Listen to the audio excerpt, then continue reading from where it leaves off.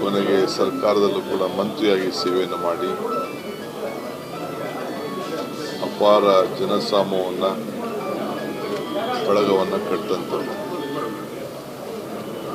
ಈಗ ತಾನೇ ಸದಾನಂದ ಗೌಡ ಹೇಳ್ತಾ ಇದ್ದಾರೆ, 85ರಲ್ಲಿ ಅವರ ಎಲೆಕ್ಷನ್ ಇದ್ದಾಗ, ಅಸೆಂಬ್ಲಿ ಎಲೆಕ್ಷನ್ ಇದ್ದಾಗ ಬಸ್ನಲ್ಲಿ ಬಂದು ಅವರ ಚುನಾವಣಾ ಪ್ರಚಾರ ಮಾಡಿ ಅವರು MLA ಇದ್ದಾಗ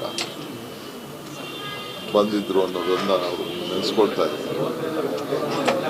ಹಾಗೆ ಅವರ ಸರಳತೆ ಆ ರೀತಿ ಇತ್ತು. ಅವರು ಒಂದು ದೊಡ್ಡ ಕುಟುಂಬದವರೇ. ಬೆಂಗಳೂರು ನಗರದಲ್ಲಿ ಅವ್ರ ಕುಟುಂಬ, ಅವರ ಮಂತನ ಕೂಡ ಬಹಳ ದೊಡ್ಡದೆ, ಸಣ್ಣ ಕುಟುಂಬ ಏನಲ್ಲ.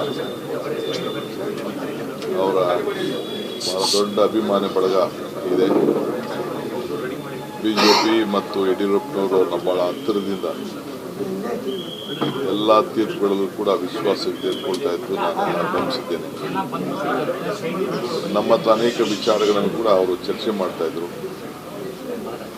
ನನ್ನ ಪ್ರಮಾಣ ವಚನ ಸ್ವೀಕಾರ ಸಂದರ್ಭದಲ್ಲಿ ಅವರು ಭಾಗವಹಿಸಬೇಕು ಅಂತ ಭಾಳ ಮನಸ್ಸಿನಲ್ಲಿ ಆತಂಕ ಇತ್ತು. ನನ್ನ ವೀಲ್ ಚೇರಲ್ಲಾದರೂ ಕರ್ಕೊಂಡು ಹೋಗರು ಅಂತ ಅಂದ್ಬಿಟ್ಟು ಎಲ್ಲ ನಮ್ಮ ನೆಂಟರುಗಳಿಗೆಲ್ಲ ಕೇಳಿದರು. ನಾನು 2 ದಿನದಿಂದ ಅವ್ರನ್ನ ಭೇಟಿ ಮಾಡಬೇಕು ಅಂತೇಳಿ ಪ್ರಯತ್ನ ಮಾಡಿದೆ, ಆದರೆ ವಿಧಿ ಯಾರ್ದು ಅಲ್ಲ. ಸೊ ಕೊನೆ ದಿನಗಳಲ್ಲಿ ಅವ್ರ ಹತ್ರ ಮಾತಾಡಬೇಕು ಅಂತ ನನಗೆ ಭಾಳ ಆಸೆ, ತವಕ ಎಲ್ಲ ಇತ್ತು.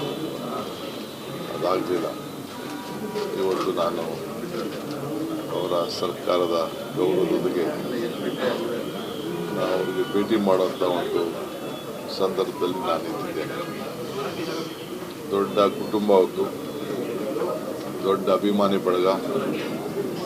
ಯಾವುದೇ ಪಕ್ಷದಲ್ಲಿ ನಿಷ್ಠುರವಾಗಿ, ನೇರವಾಗಿ ನೀತಿ ಮೇಲೆ, ಸಿದ್ಧಾಂತದ ಬಗ್ಗೆ ರಾಜಕಾರಣ ಮಾಡ್ತಿದ್ದವರು. ಯಾರನ್ನೂ ಕೂಡ ವೈಯಕ್ತಿಕವಾಗಿ ದೇಶ ದ್ವೇಷ ಗಮನದಲ್ಲಿ ಇಟ್ಕೊಳ್ದೆ, ಯಾರನ್ನೂ ಕೂಡ ಏನು ಅವರ ಮನಸ್ಸಿಗೆ ಬರ್ತದೆ ಸಮಾಜದ ಹಿತಕ್ಕೆ ಮಾತಾಡ್ತಿದ್ದನ್ನು ನಾವೆಲ್ಲ ನೋಡಿದ್ದೇವೆ.